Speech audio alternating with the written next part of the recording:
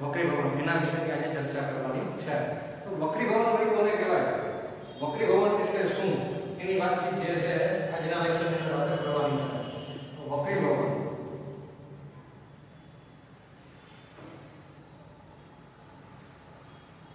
તો સૌપ્રથમ પરાવર્તન અને વક્રી ભવન જે છે બે અલગ અલગ શબ્દો છે અને એનો મીનિંગ જે છે એ પણ કેવો થાય છે, અલગ અલગ થાય છે. પરાવર્તનની અંદર પ્રકાશનું કિરણ એક માધ્યમમાંથી બીજા માધ્યમમાં દાખલ થઈ શકતું નહોતું. શું કામ? કારણ કે ત્યાં જે છે અપારદર્શક માધ્યમ હતું. કેવું હતું? અપારદર્શક માધ્યમ હતું. બરાબર, એક સાઈડથી જે છે પાછું વળી હતું. વક્રી ભવનમાંથી એનાથી વિરુદ્ધ છે. પ્રકાશનું કિરણ એક પારદર્શક માધ્યમમાંથી બીજા પારદર્શક માધ્યમમાં દાખલ થાય ત્યારે તે મૂળ દિશાથી વિચલિત થાય છે. આ ઘટનાને વક્રી ભવન તરીકે ઓળખવામાં આવે છે. બરાબર, તો એની વ્યાખ્યા લખીએ વક્રી ભવનની. પ્રકાશનું ત્રાંસુ કિરણ, પ્રકાશનું ત્રાંસુ કિરણ એક પારદર્શક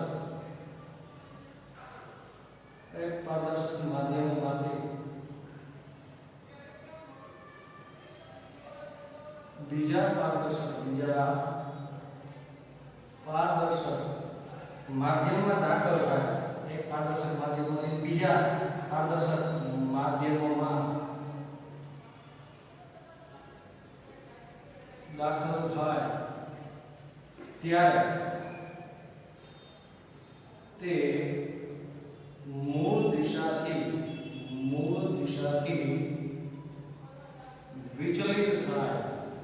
વિચલિત થાય. આ ઘટનાને વક્રી ભવન કહે છે. શું કહે છે? વક્રી ભવન કહે છે. બરાબર, ફરી એકવાર એની વ્યાખ્યા સમજાવી. પ્રકાશનું ત્રાંસુ કિરણ જે છે એક પારદર્શક માધ્યમમાંથી કેમાં જાય? બીજા પારદર્શક માધ્યમમાં દાખલ થાય ત્યારે તે મૂળ દિશાથી વિચલિત થાય. એટલે કે જે દિશામાં આવતું હોય એનાથી એની દિશા જે છે એમાં કંઈક ફેરફાર થાય. બરાબર, એ દિશા જે છે બદલાય. એ ઘટનાને જે છે વક્રી ભવન તરીકે ઓળખવામાં આવે છે. એની આકૃતિ ડ્રો કરો તો તમને વધારે આઈડિયા આવશે. આપણે એક સપાટી લીધી. બરાબર, સપાટીનું નામ આપ્યું PQ. બરાબર, સપાટી જે છે PQ, સપાટી પારદર્શક સપાટી છે એવું માનજો. આપણે જે છે આપાત કિરણ આપાત કરીશું. આપાત કિરણ આપાત કરીશું. બરાબર, આ આપાત કિરણ જે છે એમની સાથે એક સપાટીને દોરેલો લંબ જે છે એની રચના કરો. સપાટીને દોરેલો લંબ, આ જે છે સપાટીને દોરેલો લંબ. સપાટીને દોરેલો જે લંબ છે એનું નામ આપો NN'. બરાબર, NN'. બાકી ઈચ્છા વડે તમે રીતે નામ આપી શકો. બરાબર, પ્રકાશનું ત્રાંસુ કિરણ આવ્યું પારદર્શક માધ્યમમાંથી જે છે બીજા પારદર્શક માધ્યમમાં દાખલ થાય ત્યારે જે મૂળ દિશા હોય એનાથી શું થાય? વિચલિત થાય. બરાબર, એની જે ઘટના બને એને શું કીધું આપણે? વક્રી ભવન કીધું. આ તમારો જે છે આપાત કોણ છે અને આ જે છે એ વક્રીભૂત કોણ છે. તો આપણે થોડું નામ નિર્દેશન કરીએ. આ કિરણ કેવું છે તમારી પાસે? આપાત કિરણ. આપાત કિરણ. આ કિરણ જે છે કેવું છે? વક્રીભૂત કિરણ છે. વક્રીભૂત કિરણ. બરાબર, આ આઈ જે છે તમારો શું છે? આપાત કોણ કિરણનું નામ આપી દો A, B અને C. આ જે છે કિરણનું નામ આપી દો. ક્લિયર હતી વસ્તુ? તો તમારો ખૂણો જે બને છે ભાઈ આપાત કોણ કયો થશે? ABN. ફરી એકવાર ABN જે છે એ તમારો શું થશે? આપાત કોણ થશે. ABN જે છે એ તમારો આપાત કોણ ખૂણો. ABN જે છે એ તમારો શું થશે? આપાત કોણ. બરાબર, ત્યારબાદ જે છે આ ખૂણો ABN તમારો આપાત કોણ થઈ ગયો. બરાબર, N'BC એટલે કે આ જે ખૂણો છે N'BC ખૂણો N'BC જે છે તમારો કયો ખૂણો થશે? વક્રીભૂત ખૂણો થશે. વક્રીભૂત કોણ. ક્લિયર? વક્રીભૂત કોણની જે છે રચના થઈ ગઈ. બરાબર. તો તમારી પાસે બે પ્રકારના નાખવાના છે કે આપાત કોણ અને વક્રીભૂત કોણ. હવે આપણે જે છે મૂળ શબ્દ આપણો વક્રીભવન છે, તો વક્રીભવન જે છે દરેક માધ્યમનો અલગ અલગ હોય છે. બરાબર. તો કોઈ પણ માધ્યમનો વક્રીભવનાંક હોય, બરાબર, એમને દર્શાવવા માટે વક્રીભવનાંક દર્શાવવા માટેની જે સંજ્ઞા છે એને ઈટા વડે દર્શાવવામાં આવે છે. વક્રીભવનાંકની સંજ્ઞા વક્રીભવનાંક જે છે ઈટા વડે દર્શાવવામાં આવે છે. દરેક માધ્યમનો વક્રીભવનાંક કેવો હોય છે? અલગ અલગ હોય છે. સૌથી ઓછો જો કોઈનો વક્રીભવનાંક હોય તો તે હવા છે, અને સૌથી વધુ જો કોઈનો વક્રીભવનાંક હોય તો તે હીરો છે. હવાનો વક્રીભવનાંક જે છે તમારે જે દાખલામાં જરૂરી વક્રીભવનાંક જે છે એ બધા જ વક્રીભવનાંક અહીંયા લખું છું. હવાનો વક્રીભવનાંક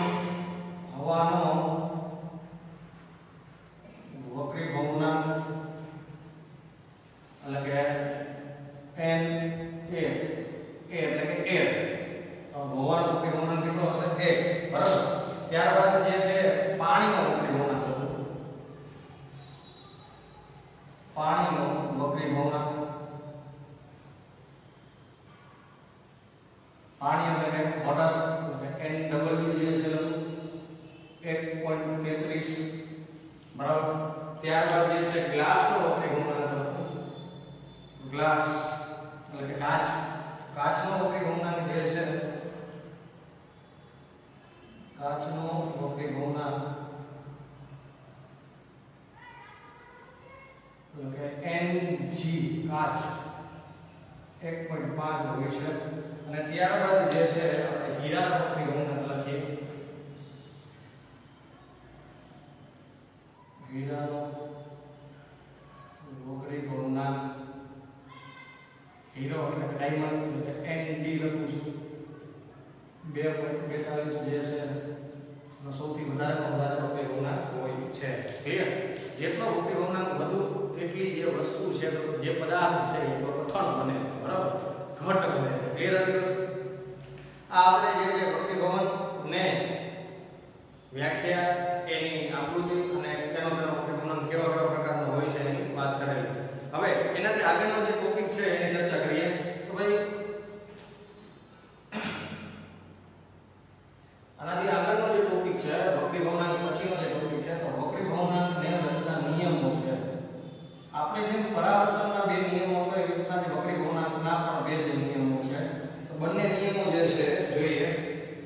તો ભાઈ નિયમ નંબર 1 આપાત કિરણ. આપાત કિરણ, વક્રીભૂત કિરણ અને સપાટીને દોરેલો લંબ. ફરી એકવાર, આપાત કિરણ, વક્રીભૂત કિરણ અને સપાટીને દોરેલો લંબ એ ત્રણેય એક જ સમતલમાં હોય છે. બરાબર. આપાત કિરણ,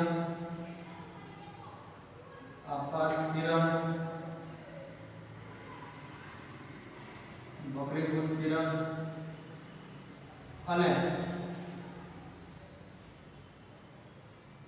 સપાટીને દોરેલ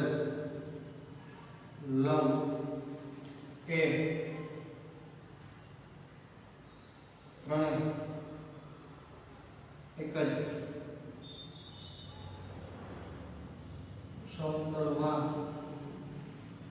હોય છે. બરાબર. ફરી એકવાર, આપાત કિરણ, વક્રીભૂત કિરણ અને સપાટીને દોરેલો લંબ કેવા હોય છે? ત્રણેય એક જ સમતલમાં હોય છે. ત્યારબાદ જે છે એનો બીજો નિયમ જે છે લખીએ. અહીંયા તમારો જે ખૂણો બને છે એ આપાત કોણ છે? આ તમારો કયો છે? વક્રીભૂત કોણ. તો આપાત કોણ sin અને વક્રીભૂત કોણ sin નો ગુણોત્તર અચળ હોય છે. આપાત કોણ sin, આપાત કોણ sin, આપાત કોણ sin અને વક્રીભૂત કોણ sin નો ગુણોત્તર અચળ હોય છે. ગુણોત્તર અચળ હોય છે. ક્લિયર? આપાત કોણ sin અને વક્રીભૂત કોણ sin નો ગુણોત્તર કેવો હોય છે? અચળ હોય છે. બરાબર. એટલે તમે આવી રીતે લખી શકો એમાં કે sin I ના છેદમાં sin r બરાબર અચળ. બરાબર. sin I ના છેદમાં sin r બરાબર શું કહી શકાય? અચળ. આ જે વિધાન છે એને સ્નેલનો નિયમ તરીકે ઓળખવામાં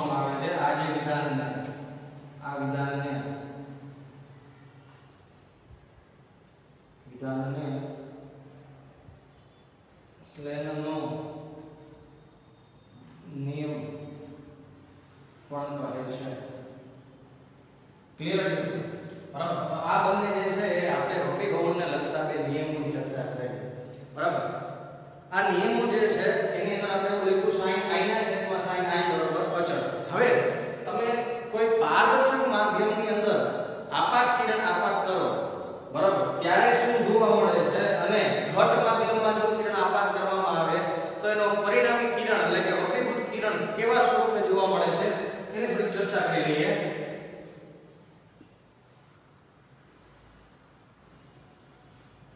તો આપણા સપાટી જોઈએ, બે સપાટી બાજુ બાજુ સપાટીની ઉપર જે છે એક સપાટી પાતળું માધ્યમ દર્શાવે છે, ભાઈ એક સપાટી પાતળું માધ્યમ છે અને એક સપાટી જે છે એ ઘન માધ્યમ દર્શાવે છે.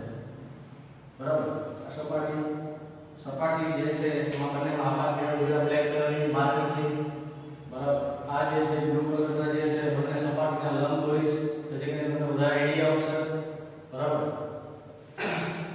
વક્રીભૂત કિરણ જે છે જો પેલું જે માધ્યમ પાતળું હોય, કેવું પાતળું હોય, અને બીજું જે છે ઘન, જો ઉપર પાતળું માધ્યમ હોય તો નીચે કેવું હશે? ઘન હશે.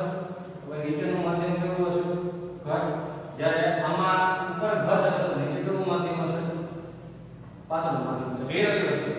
હવે ઉપર જે છે પાતળું માધ્યમ છે, નીચે ઘટ છે. જ્યારે બીજા કેસની અંદર ઘટ માધ્યમ ઉપર છે અને નીચે પાતળું માધ્યમ છે. એનો મતલબ એવો થઈ ગયો, સૌપ્રથમ જે છે તમે આપાત કિરણ જો પાતળા માધ્યમમાંથી આપાત કરેલું હોય, આપાત કિરણ જો પાતળા માધ્યમમાંથી આપાત કરેલું હોય તો વક્રીભૂત કિરણ જે છે એ લંબ તરફ વળે છે. શું થાય છે? લંબ તરફ વળે છે. એટલે આ તમારો આપાત કોણ હશે? આ તમારો શું હશે? વક્રીભૂત કોણ હશે? એટલે એનો મતલબ એવો થઈ ગયો ને, i નું મૂલ્ય જે છે, i નું મૂલ્ય જે છે એ r ના મૂલ્ય કરતા કેવું હશે? વધારે છે. સીધું ને સિમ્પલ. બરાબર. આ એક ખાસ એટલે ખાસ યાદ રાખજો.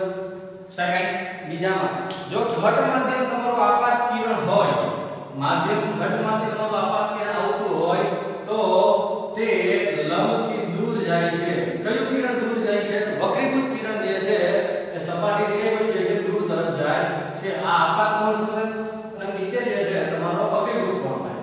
તો યાદ કરો ને ભાઈ, આપણે કીધું લંબ તરફ વળે એટલે કે r નું મૂલ્ય નાનું છે. જ્યારે બીજાના કેસમાં લંબથી શું જાય છે? દૂર જાય છે.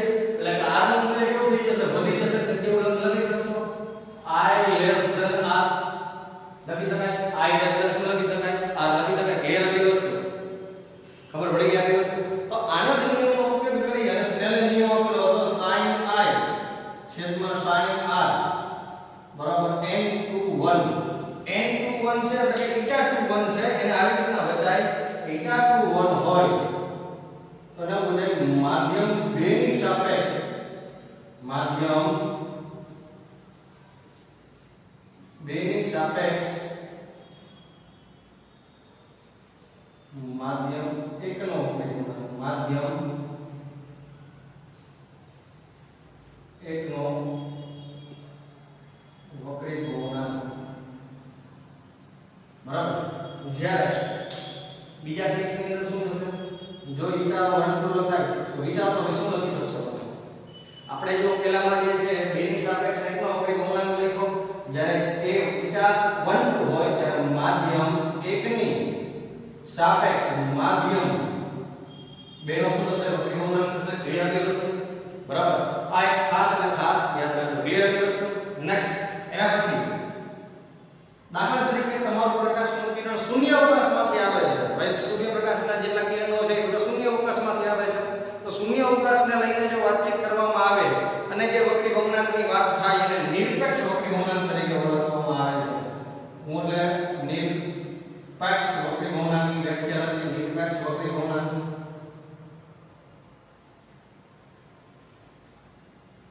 નિરપેક્ષ વક્રી ભવનાંક કોને કહી શકાય? તો નિરપેક્ષ વક્રી ભવનાંક જે છે કોને કહી શકાય? શૂન્ય અવકાશમાં પ્રકાશનો વેગ અને માધ્યમમાં પ્રકાશના વેગના ગુણોત્તરને નિરપેક્ષ વક્રી ભવનાંક તરીકે ઓળખવામાં આવે છે. ફરી એકવાર બોલું છું કે શૂન્ય અવકાશમાં પ્રકાશનો વેગ અને માધ્યમમાં પ્રકાશના વેગના ગુણોત્તરને નિરપેક્ષ વક્રી ભવનાંક તરીકે ઓળખવામાં આવે છે. બરાબર.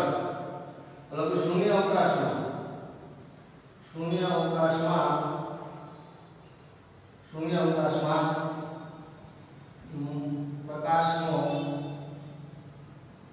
પ્રકાશનો વેગ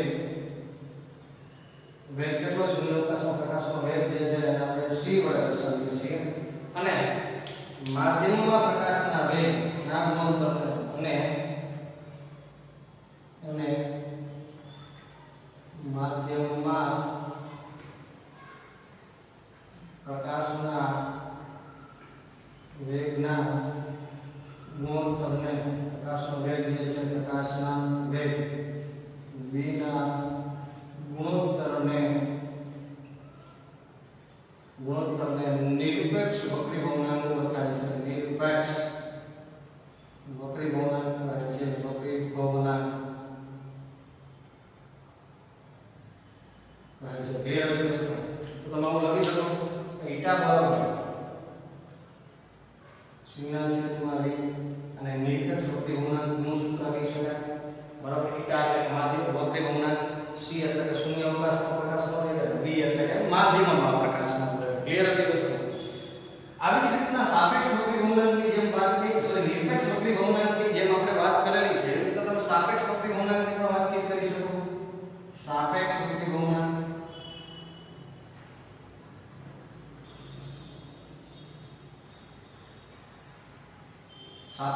ભવનાંકની શું ડેફિનેશન થાય? માધ્યમ 1 માં પ્રકાશનો વેગ જે છે v1 હોય અને માધ્યમ 2 માં પ્રકાશનો વેગ v2 હોય તો બંનેના ગુણોત્તરને બરાબર એટલે કે v1 ના છેદમાં v2 નો જે ગુણોત્તર હોય એને સાપેક્ષ વક્રી ભવનાંક તરીકે ઓળખવામાં આવે છે. માધ્યમ 1 માં પ્રકાશનો વેગ v1 અને માધ્યમ 2 માં પ્રકાશનો વેગ v2. માધ્યમ 1 માં પ્રકાશનો વેગ કેટલો છે v1 અને માધ્યમ 2 માં પ્રકાશનો વેગ કેટલો છે v2 ના ગુણોત્તરને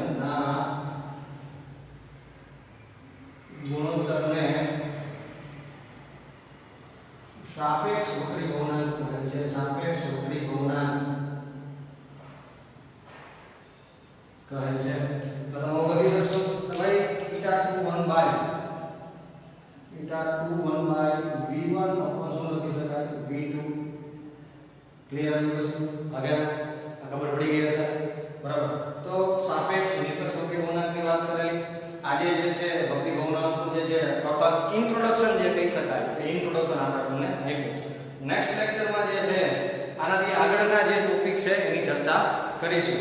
તો ખાસ અત્યારે જે બોર્ડ પર કરેલું છે એ ખાસ અને ખાસ ધ્યાનથી જોઈ લેવું. એમાં કોઈ ડાઉટ હોય તો નેક્સ્ટ લેક્ચરમાં જે છે એની રજૂઆત કરવી. બરાબર.